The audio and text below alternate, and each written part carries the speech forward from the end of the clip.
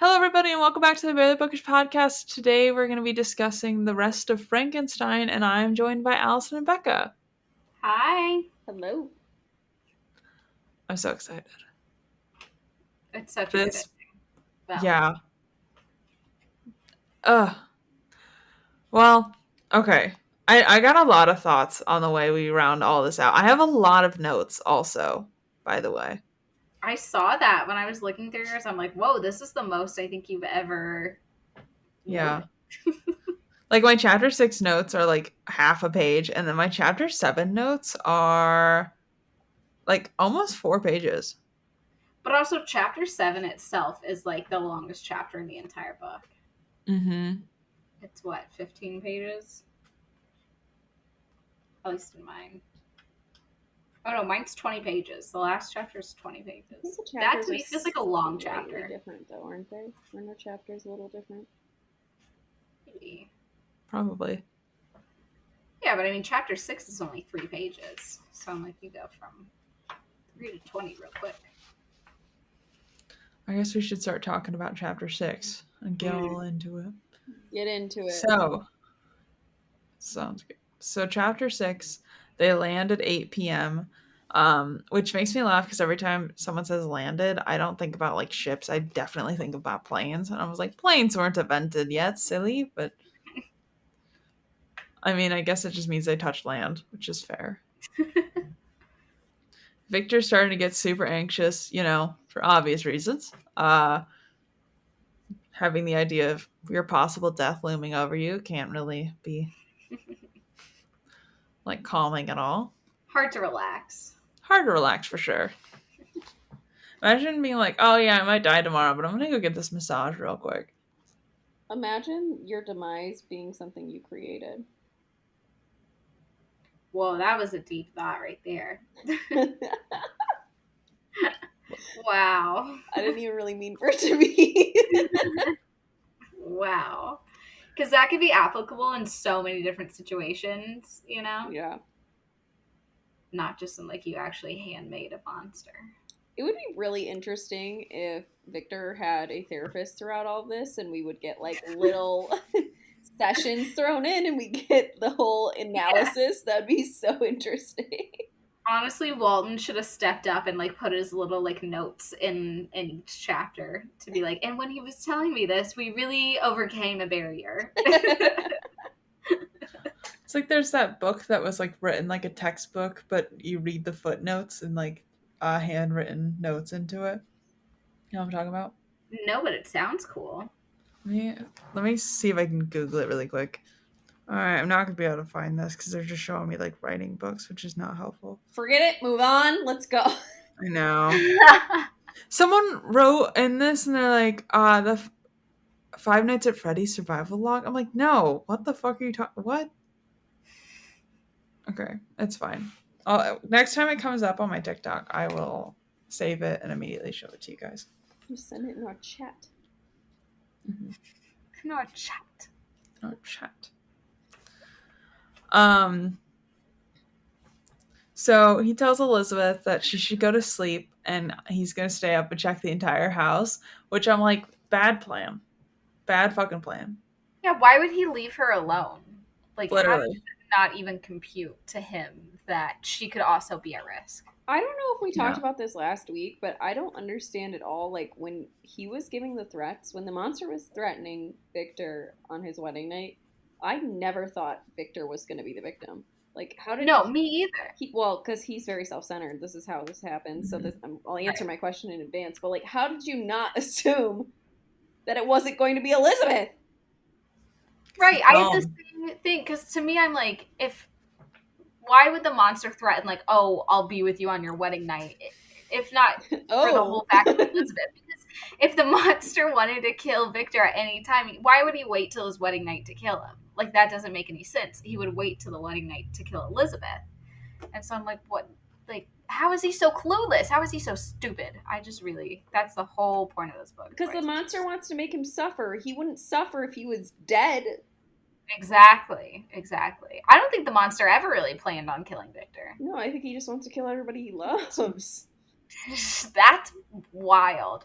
Now, wait, did we where did he learn that? Because we watched the monster's like entire evolution of like him learning how to read and write and stuff from watching the Cottagers, but where did he learn to like torture people like this? Was that just in him?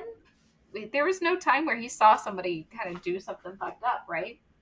I kind of wonder if this book is trying to touch on the whole nature versus nurture thing. Yeah. Yeah. Because he doesn't learn that from somebody. Mm-mm. That we're told, you know? Right. Except for I guess the times that like humans were cruel to him, which did happen before the Cottagers. Remember when he was stumbling through all those villages? Right. I guess people were kind of like pitchfork and torches, you know? So I guess people were kind of mean to him. Wasn't like one of the books he read though, like about history and also war? Yeah, it was like a big book on war. That's true. Oh, Maybe he learned I forgot about that. war then? I don't know. Maybe psychological warfare. Literally. Yeah, how does this dude that was born like 3 years ago at this point? He's like, Yeah. I'll just kill everybody he loves. Yeah, like how do you piece that together? I'll just kill everybody he loves. Maybe it's coming from he wants someone to love him. So that's his natural progression, is that nobody can have anybody love them. Yeah, that makes sense. Of like, well, if you won't build me a girlfriend, then you don't get to have anybody you love. But even before the bride thing, he just wants Victor. He sure was killing. Yeah. Be his daddy. Yeah, because I mean, the little brother was killed way before the bride. But I mean, also, realistically, if we're being honest with ourselves, the monster was built to be Frankenstein's boyfriend, you know?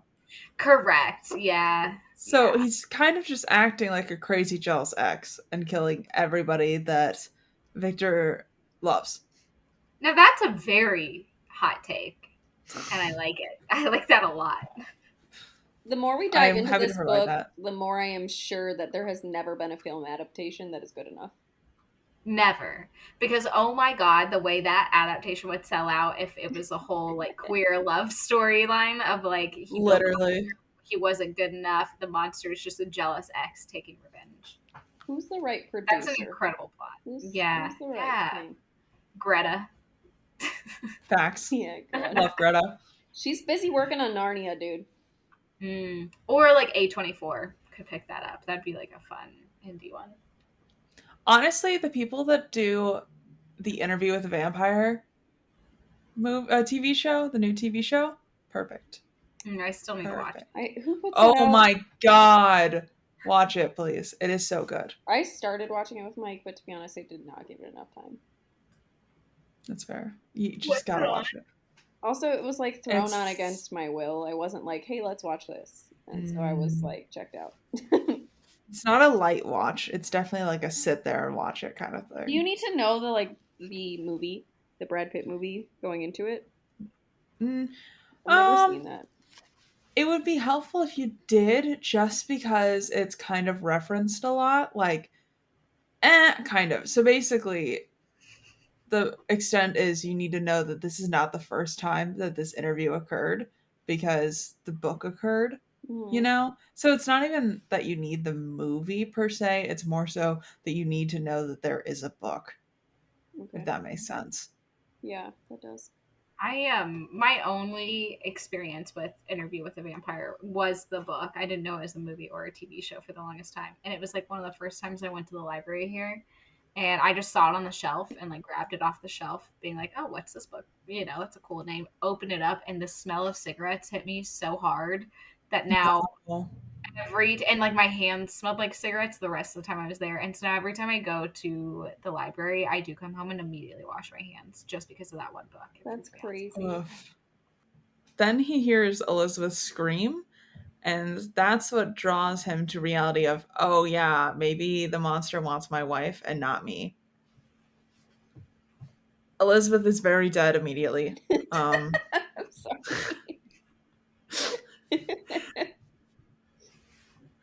like, no, I like, how big is this house that like she screams and she's immediately dead? Like, I guess like this dude's like method of death is strangulation, but it shocks me that like she died that quickly. You know what I mean?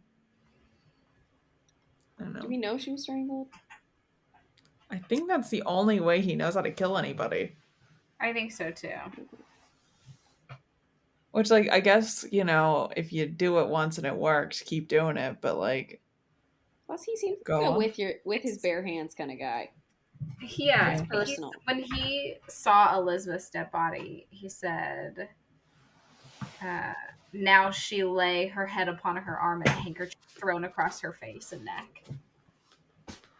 So why would there be a handkerchief across her face and neck? Unless he used that to strangle her? I don't know. It's weird. Poor Elizabeth. Poor Elizabeth. I did write in my margins, Elizabeth deserved better. Honestly. Every woman in this book deserved better. Yeah. Even Clairval deserves better, even though he was a colonist in your version, which I don't love. Wild. What a wild edit.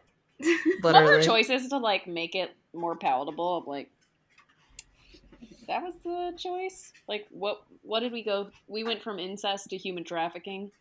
Like, yeah, why are these our options? Like, if you're gonna go through and do revisions, like, maybe let's just think about it a little longer. I love the idea that Mary Shelley's like, I'm writing what I know. You know what I mean? Yeah. She said, this is a true story. Yeah. Oh, that's sad. Which one do you think she is? Do you think she's Justine in this, or? Do you think she's inserting herself in this? I wonder that. I wonder if she's a self-inserting. Who's the monster? Just kidding. All I'm thinking is Monster Jam. She did that? Oh, Monster Mash is what I meant to say. I was like, hell yeah, Monster Trucks, Monster Jam. Yeah, Monster Truck. When I was younger, I like really little, I remember I called the radio station like right around Halloween. I asked them to play the Monster Mash, and I stayed up late with my dad hoping that they would play it. They never did. Bullshit. Absolutely. That's brutal. I that sometimes, and I was like, that is brutal. I was still like young with a cute voice, you know, like really little. And you didn't just put my phone call on the air. They gaslit me like they were gonna play it. I thought you were gonna say you called the radio station and won tickets to Monster Jam. No, that would have been a cooler story. Lauren goes every year. She goes to Monster Jam every year. Really? It's insane to me. Yeah. I've been. I've gone. It's not as you have to like. It's not that cool if it's just they come to an arena near you. It's not that cool. I think you have to go to like where they do their big outdoor stuff to see the cool monster truck stuff. So the monster sat outside watching Victor mourn Elizabeth, which is so chaotic. And he's like, Victor like looks up and this dude's just smiling at him. Psychopath. Wild. And then Victor shoots at him. Mm-hmm. Crazy. I did not remember Victor shooting at the monster. Who gave Victor a gun? Let's start there. Ooh, great question. Bad plan. Bad strat for sure. So he's like, decides that now he needs to head back home without Elizabeth. And then there's a search party going for the monster because he's like, yeah, someone killed my wife. And I mean, at what point do like so many people die around you that like your local government's kind of like, all right, serial killer. I don't know. Yeah. Like if Victor was a woman, this would have turned into a witch hunt so fast. Literally. Very practical magic, if you will. Yeah, 100%. So when he goes home and tells his dad gets sad and then dies 2 days later. I really love everybody just dying of sadness. It makes me laugh. I forgot. From a broken heart, died. man. Yeah, I forgot that dad died. I forgot that everybody died. Yeah, literally. After like a full month of wallowing, he goes to the magistrate and he's like, so cops, I think that you should probably do something about the monster. Also, I created a monster, and you should just like fix that problem. And then the guy's like, the cops are literally like, yeah, I don't know if I have the resources to chase down a supernatural creature, which really makes me laugh because really, what do they expect the cops to do? To be honest, like, there's no way. They don't have the technology, they don't have the wherewithal. In my version, he's just talking to the magistrate and is like, I can tell what you're thinking. You don't credit my story and you don't intend to pursue my enemy with the punishment which he deserves. And then before the magistrate can respond, Victor's like, I'll go do it myself. I mean, He's basically. like, oh, you don't believe me? I'll go do it myself. Yep. Victor decides to take it all into his own hands, and that is the end of chapter 6. Which, like, honestly, would anybody believe? Like, if I went to the local government and I was like, oh yeah, I created a monster that's like 5 times human strength and can like sprint a mile a minute and like all this shit, like, I think the government would be like, okay, and here is your soft room. Yeah, and here's your straight jacket. Like, no way that they're gonna go on that wild goose chase. And then we are on to chapter 7. So, first things first, Victor's deciding he's going to leave Geneva forever with just a modest fortune in tow. And then my first reaction is like, I think that everybody forgot he has a little brother that's still alive because never brought up again. You're so right. I forgot about that. Where'd this kid go? With the name. Yeah, where is Ernest? Never gets mentioned again. No, in my chapter 6 he mentions Ernest, but like doesn't say where, like what he's doing. It was right after Elizabeth was killed. Victor just like went on a rant about everybody. Let's see. The death of William, the execution of Justine, the murder of Clairval, and lastly of my wife. Even at that moment I knew not that my only remaining friends were safe from the malignity of the fiend. My father, even now, might be writhing under his grasp, and Ernest might be dead at his feet. That's the last we hear of Ernest. So we just didn't do a wellness check or anything. He's like, he might be dead. Yeah. I don't know. He might be dead at the monster's feet. Don't know. Don't know. I feel like we can honestly assume that he was killed. Yeah, I agree with that. Probably. Like, Ernest is what, like 4? Yeah, he's honestly. It's like Schrodinger's Ernest. Like, is he alive or is he dead? I just think it's funny that he's like, yeah, I took a modest fortune, and then he's like out with the like black card, you know, like AKA Elizabeth's life insurance. Yeah, literally. Life insurance. It's terrible. Debbie and Adam's family be like, yeah. Debbie. I love those movies. I didn't get to watch those this year. I should watch them. Mike and I watched the first one. We didn't watch the second one this year, and that one's just as good, honestly. Oh, they're both so good. Yeah. I like really messed up my Halloween plans with the double hurricanes that we had. So yeah, that'll do it. So he says that revenge is the revenge. He's saying that revenge is the only thing that's keeping him alive, which is iconic because what a mood. I too live out of spite. Victor decides to go to everyone's grave one last time and vows to kill the monster or die trying, pretty much. And then the monster fucking hears this and laughs at him at his family's crypt, which is kind of extra brutal and also bananas. I see what I mean about a film adaptation would be great. Oh, yeah. Because, like, what a scary scene to just be, like, sitting there weeping at a grave and then you hear his laughter. Because he says it, like, through the stillness of night by a loud and fiendish laugh. Like, it was creepy. I would pay good money for them to have Thor, who plays the Mountain from Game of Thrones. You guys know who I'm talking about? I have not seen all of Game of Thrones. So. Okay. That dude's pretty hot, but he's also, like, 7 feet tall. and jacked to shit. So if they made him Frankenstein, that'd be awesome. That'd be cool. I have a note in here of just like when he was in the cemetery, like looking at his family's graves and everything. I just made a note of how weird that Frankenstein discovered how to bestow life by piecing together body parts. I'm shocked he hasn't done like one resurrection attempt.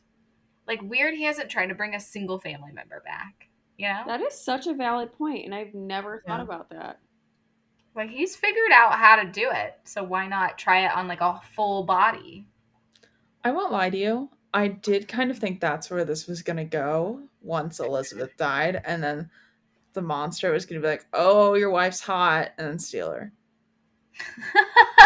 Whoa, crazy ending, Rachel. That's what I thought was going to happen here. That's wild. But like when I was first reading it, he's kind of going down like a religious,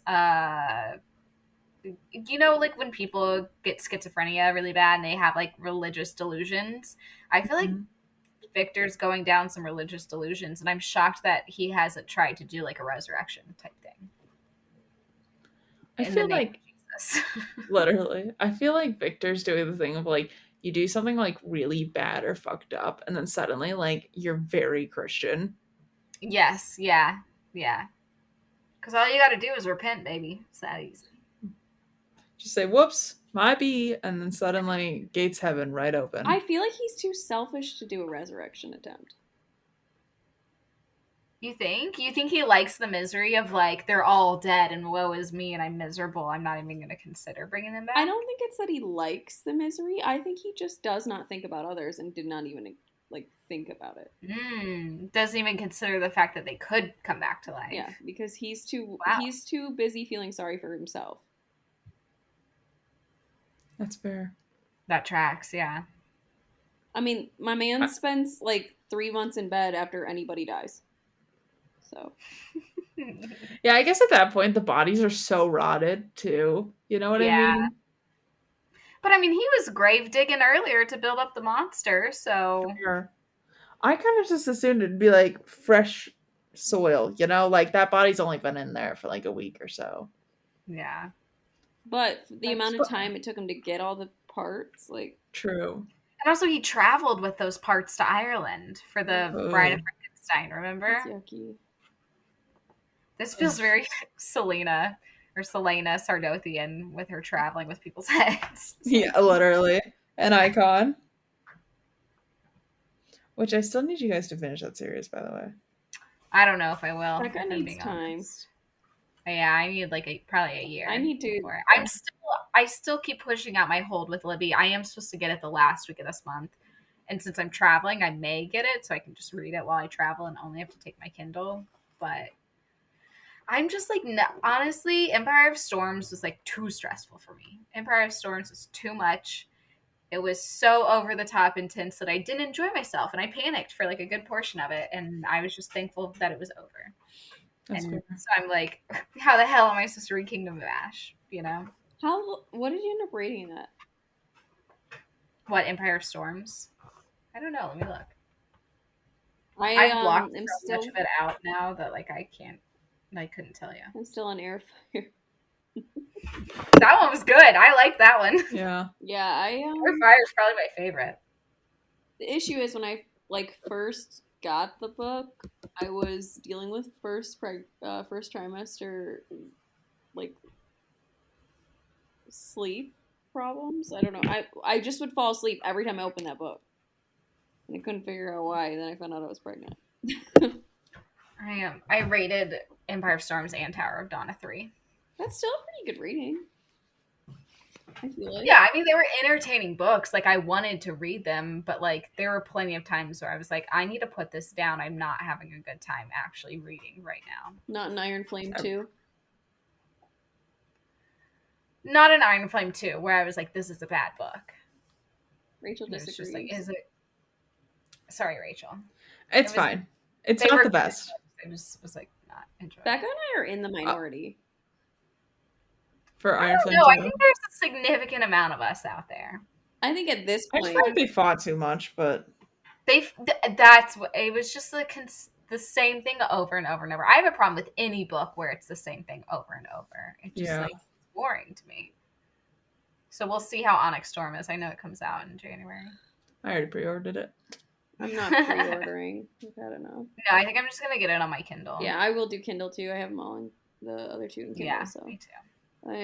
I'm kind of pissed that I didn't like my Crescent City copy. I literally ordered a hardback of the second book, and then I'm kind of mad because I have the first book in paperback, and so now it doesn't match the rest of the shelf. But so we're catching up to real time.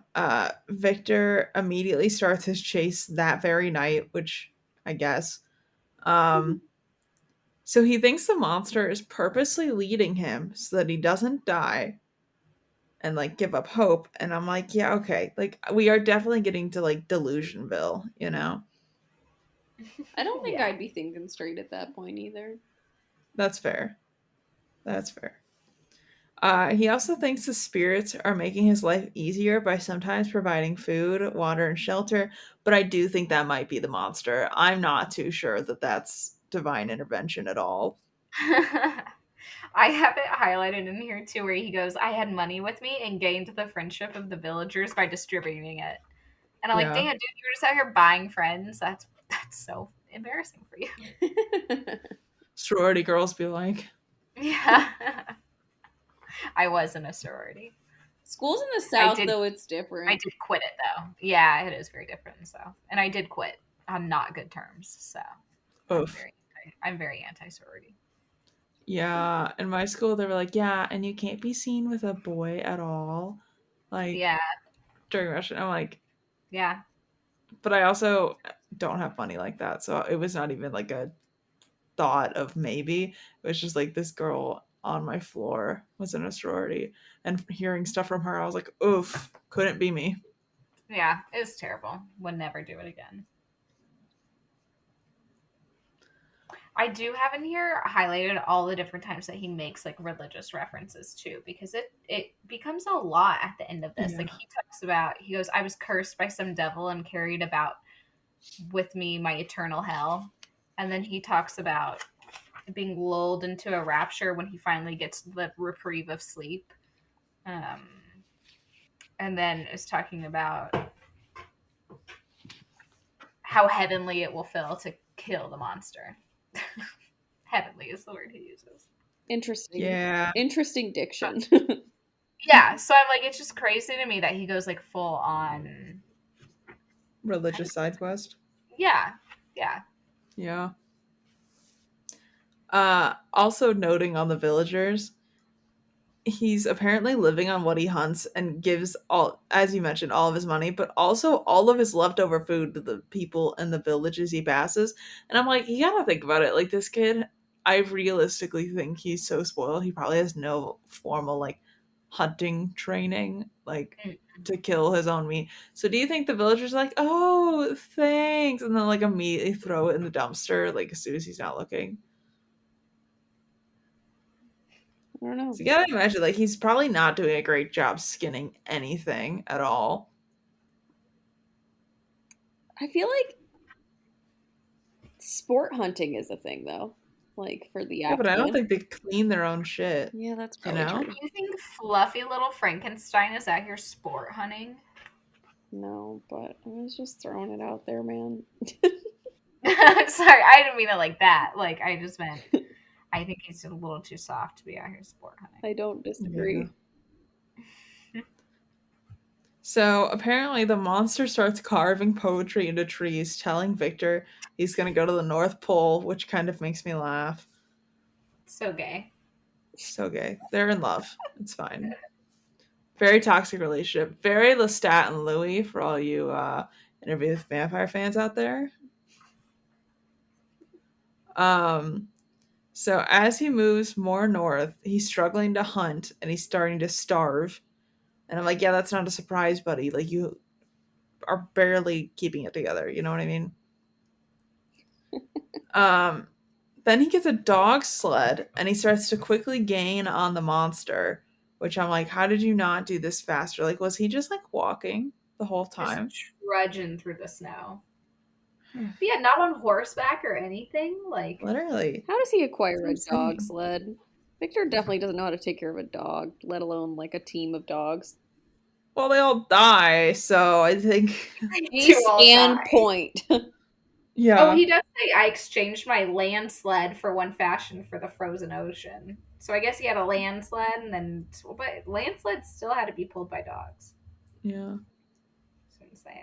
Yeah, I even made a note that I didn't remember the dogs died, because I always say none of my favorite books, the dog will ever die in a favorite book, and unfortunately, this is a favorite book of mine, and the dogs do die. I didn't remember that either, but I chose to imagine that the dogs didn't exist in the first place because I couldn't handle it. And that's quick too. Yeah, we didn't grow to love the dogs, at least. Exactly. But we loved them. So, what? But we loved them. We did love them. Apparently, the monster is strapped with a shit ton of guns, which kind of makes me laugh. Just imagining this like 9-foot creature, just like AKs on his back. You know what I mean? It just makes me giggle. Because like, why does he need weaponry? You know what I mean? He's strapped up, yeah. He just doesn't feel like he's equipped with this. I guess. He also apparently busted into a family's house and stole all their food for the winter. And the monster stole all of their dogs. So there's that. So the monster also has a dog sled. At this point, it's a sled race.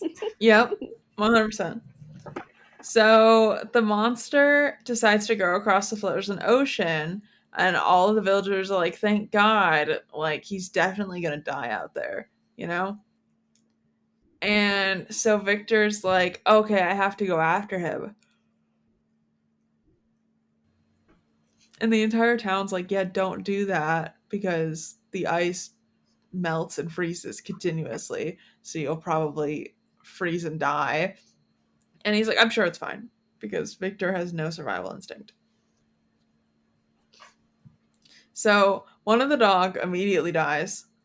And then he's like, oh God, well, I guess I need to give these dogs a break. So then he like sits down for an hour and then forces them to keep going. And I'm like, okay, you already have, like, how are you not learning your lesson here? Because you know what he I mean? only thinks about himself. Literally. So he can see the monsters like a mile out. And then out of the blue, he's like on an iceberg floating in the ocean. And after several hours of floating in the ocean, all of his dogs die. Which I'm like, how does that even happen? Like, how do they all die immediately? Like, I don't understand. I have no faith that he was even feeding them, to be honest. Yeah, true. Probably never touched water. That is so sad. Yeah. Let's pretend that didn't happen and continue. Yeah, I skimmed right past that. That's fair. I like trauma blocked that one out. I didn't even remember that aspect. That's respectable. So then, after floating on this iceberg alone, he sees the ship and he like waves them down. And he was like, so I'm hoping that after hearing all of this, you guys will give me a boat and I can go on my merry way. And I'm like, you really expect everything out of people. This took how long to relay? A week. A literal week. Oh, he also tells Walton that if he dies, he wants him to hunt down the monster in his stead. Which I'm like, what? Like, what a trauma dump, you know? Yeah, I highlighted that too, and I was like, don't put this off on a stranger. This is not this man's life mission. Like, yeah. It made no sense to me that he was like, and if I die, you have to go do it now. And it's like, no, he owes you nothing. Well, it's like, ma'am, this is a Wendy's. Honestly. I'm telling you right now, if a man came on my ship and was like, oh yeah, and now you have to like live your life filling out my revenge quest, I'm going to be like, yeah, I don't know about that, buddy. Hell no. Hell no. Hell no. And then while Walton's recapping this to his sister, he's like, I think Victor's telling the truth because he also has the letters from Felix and Safi. I'm like, how the hell did he get the letters? How'd that even happen? Yeah, I clocked that too, and there's like no background in there whatsoever. Like, how did he get those? Because it's not like he ever met Felix or Safi. It was the monster who got them. So at Yeah. what point did the monster and Victor swap papers? Because remember, the monster had Victor's papers. Yeah. I don't know, because I don't remember him saying anything. Like I feel like I remember the monster saying that he had letters from them, but I don't think I remember him saying that like he gave them to Victor. Maybe he did, actually. I hate Now that I'm like talking about it. I hate to like break it down this way always, but like also is Victor a reliable narrator? Like how much of No. this is even Right. true? Right. Yeah. I hate looking at a book that way, like looking back, because it's not enjoyable for a reader to be like, was that even true? But I kind of love it. I feel like in this case, Victor is definitely not a reliable narrator. Yeah, and Walton now is corrupted too. So like you have to take everything he says with a grain of salt because he believes Victor. Correct. So after hearing this recap, Walton decides that he wants to be besties with Victor, and I'm like, bro, no, absolutely not. Like, why are you listening to the psychopath? Don't get it. Yeah. There's a weird dynamic between them. Yeah. Definitely. So then on September 2nd, he writes to his sister, Walton writes to his sister that they are surrounded by ice and scared that they're all dead. They're all going to die. And then he basically writes like his death note. And I was like, there's no way the sister doesn't think that this dude is absolutely bananas. And then he's also worried that there will be a mutiny because he like does not provide for his crew at Because all. he's a terrible captain. Yeah. I loved getting to this part, and I was like, oh my god, I forgot this story had mutiny in it too. Yep. I love a mutiny. Same. We are then on to chapter 5. And then I have a note in here that says, I'm gonna laugh if it turns out that Victor was the killer all along. Wait, chapter 5 or September 5th? Sorry, September 5th. He isn't, Wow. but I just thought it would be a funny plot twist. So a ton of people have died from the cold. Like, we're bare bonesing this crew now. And then the crew like comes, like the remaining crew goes up to Walton's room and it's like, hey, listen, the moment we get out of this ice, we want to go south. We do not want to continue on. You probably do. We are not going. Like, it's not happening. And then Victor gives this whole speech about how all the men should be more brave because like they went on this quest to like fulfill a purpose and be brave. And I'm like, bro, people are dying. Like, what are we talking about? Like, no. Like, they're probably returning with like half the crew they left with, and nobody signs up to die. And then Walton sends all of them to their room, and he's like, why don't you think over what Victor said? And I'm like, bro, what? What? So then we're on to chapter 7. No, we're not. We're on to September 7th. Obviously everyone's like, yeah, we are still going home. Like, no ifs, ands, or buts. Like, we're not asking, we're telling. And Walton is upset. He's like, I'm never gonna reach my life goals and create a name for myself. And I'm like, Walton, people are dead. Like, you're probably in your cozy little room. Yeah, he just piggybacked off of Victor's mission. Like, Walton didn't have a mission of his own. Kim, there are people dying. Literally. And then we are on to September 12th. He says he's lost everyone and wants to recap it for us. So then he says on September 19th, which I think this is supposed to be 9th, but mine says 19th. No, mine says September 9th, the ice began to move. 9th, so not 19th? Yeah, mine's just 9th. So it's like on the letter, but that's included in the letter from September 12th. So it's just in that letter, he's saying, oh, and on the 9th, the ice started to move. Mine's in the letter for the 12th, but mine says the 19th. Really? Okay, because mine has like a weird gap before the 9. Like there should be a 1 right there. Yeah. Mine, weird. says the 19th, which is definitely a typo, and I love that they kept it in. So, the ice starts moving. Victor apparently has an illness again, and he's confined to bed, which makes me laugh because this dude is always confined to bed. And then Victor hears the entire crew shout excitedly that they're returning to England, and he's like, I'm not going to go with you guys. Like, I have a mission brought on by the heavens to kill this monster. And I'm like, okay, buddy. Again, God told him to do that. He's not having religious delusions. It's from the heavens. Truly. So then the surgeon comes to go see Victor and then privately tells Walton that he does not have long to live. He's like, days max, you know?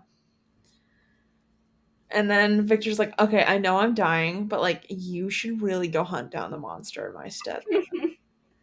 You know what's crazy though is like I have it highlighted here when he's like, okay, I know I'm dying. He goes, during these last days, I've been occupied in examining my past conduct. Excuse me. It's so crazy that I'm choking trying to say it. Nor do I find it blamable. In a fit of enthusiastic madness, I created a rational creature and was bound towards him to assure, as far as was in my power, his happiness and well-being. So he's saying, no, I had really good intent. It was all good. And I did everything in my power to make sure his happiness and well-being. Liar! I'm like, except raise him. Lie. That is a damn lie. Literally. Except like Lie. raise him, make sure he's provided for, you know, any of that. Crazy. Crazy. I'm like on his deathbed. He cannot have accountability for literally anything ever. Nothing ever. Like, I'm not one to victim blame, but like, he did drag his entire family into the situation that he created. So yeah. So then he's like, oh, BRB sister, I hear some voice in Victor's room where he died, so I'm gonna go check on that. Next paragraph. Oh my god, you will not believe the craziest thing that just happened. And I love that we're being like live tweeted about this. Like, yeah. I'm imagining that the monster's like in the room and like Walton's like, hold please, like let me write this down real quick. My sister will not believe this. Wait, can we go back the tiniest bit and just look at Victor's last words before he died? They were, farewell, Walton, seek happiness and tranquility and avoid ambition. Those were his last words. That's we're crazy. Like, don't do anything. Forget about ambition. Let it go. Just chill. Just chill. Just be a privileged rich boy, and that's it. Yeah. Crazy. Yeah, and he's like live texting his sister. Yeah, I love that. So he's like the ugliest, like, what is that Mean Girls quote? Uh-huh. Yeah. That's exactly what you're referencing. Like that nasty, ugly, you know. Yeah. Ugly slut. Yeah. Fugly slut. Busted into Victor Frankenstein's room. And do not trust her. Do not trust her. But like the way he actually describes the monster is like kind of the most description we get from a third party who wasn't Frankenstein, who wasn't Victor. Because Walton goes, his face was concealed by long locks of ragged hair and one vast hand in color and apparent texture like that of a mummy. I'm like, ooh, he had mummy skin? Ew. Like, why? Victor never once mentioned the mummy skin. Yuck. Nasty. But I wonder if he's like deteriorated over time. Yeah, what is the monster's lifespan?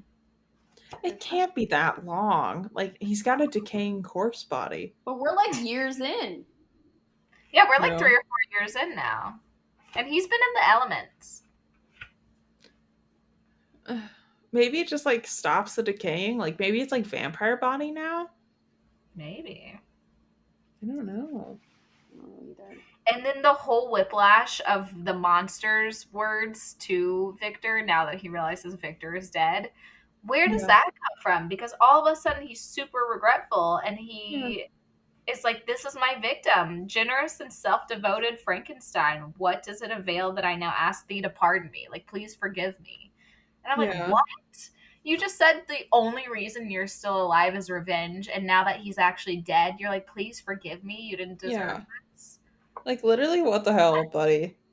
The whiplash. Honestly. And he's just like, I guess it speaks to the fact that, like, people don't care until you die, you know? Yeah. And I like that. I love that Walton listened to those words, and then his next point was there was just something so scary and unearthly in his ugliness. Like, Walton just can't get past the fact of how ugly he is. Literally. Like, he's definitely giving, like, what is it, Peanuts, where it's like, wah, wah, wah, wah, wah, wah, wah. Yeah. And he's like, this man is so ugly. And, like, meanwhile, the monster's pouring his heart out. And if you, like, flash to his impression, it's just wah, wah, wah, wah, wah, wah, wah.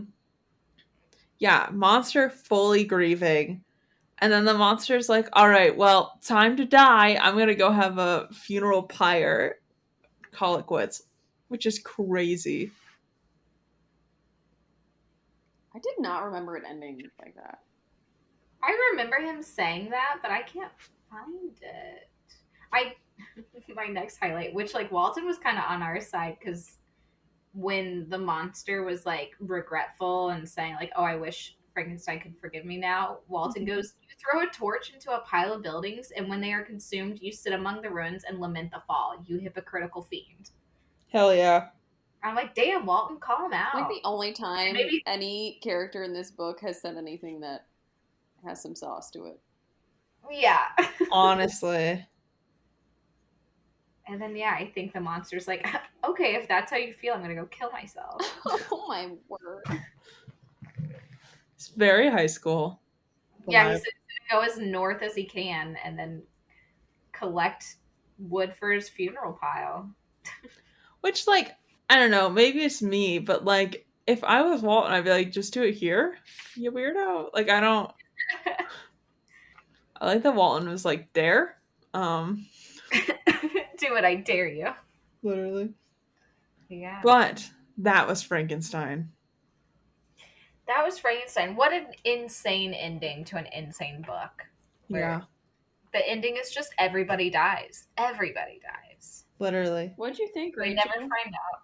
I loved it. I'm not going to lie to you. I had a great time. I too love it. Sorry, Becca, I interrupted you. What were you saying? No, that's okay. I did want to know what you thought. Has Mary Shelley written anything else? Yes. Was she like a poet, or was that her husband? I think her husband was the poet, but I read, like, the blurb. I feel like last recording I read a blurb on one of her other books, and I was like, this ain't it. The premise was whack. Oh, fair. Oh, her parents were famous radical writers of the day. Mary's mother died tragically 10 days after she was born. Damn. Double homicide. She's at that age where she just has one thing on her mind. Boys. Homicide. Every year I'm like, I'm going to do a Wednesday Addams moment. But I really need to dye my hair. I want it to be darker again. And it's got like just what you have, though. I feel like your hair's pretty dark. No, but in general, I already want to dye my hair darker. I did not know her and her husband eloped to the continent, is what this says. Love that. I know, we need to do our deep dive. I think I saw something where he was like married to somebody else and then they got married or something. Yeah, so his first wife, in December of 1816, after Percy Shelley, her husband, his first wife, Harriet, died by suicide. She committed suicide. And they had 4 children together, and the only one that survived was Percy Florence. Damn. They lived in Italy, all 3 of them together, when he got remarried, until he drowned, following the capsize of his boat Ariel in a storm. Damn. Mary returned with her Percy Florence, so not her son, but like her stepson, to London, where she continued to live as a professional writer until her death in 1851.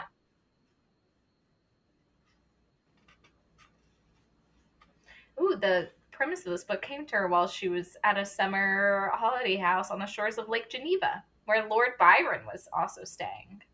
Oh. Yeah. Bridgerton fans? Well, I guess that's all we have for this episode. And we'll catch you all in 2 weeks with hopefully a movie if we can figure out what we're watching. Bye, everybody. Bye. Bye.